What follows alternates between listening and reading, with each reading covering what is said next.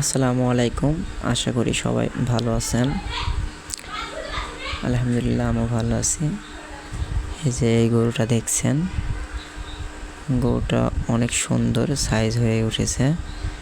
গরুটা বিক্রয়ের জন্য দেখাচ্ছি। কে যদি আর আগ্রহী থাকেন যোগাযোগ করতে পারেন। গরুটার বয়স অল্প, তো গায়ে গতরে অনেক পরিবর্তন চলে এসেছে। গায়ে অনেক মাংস ধরে গেছে প্রায়। যে দেখুন গরুটা খাওয়ার রুচি অনেক আছে।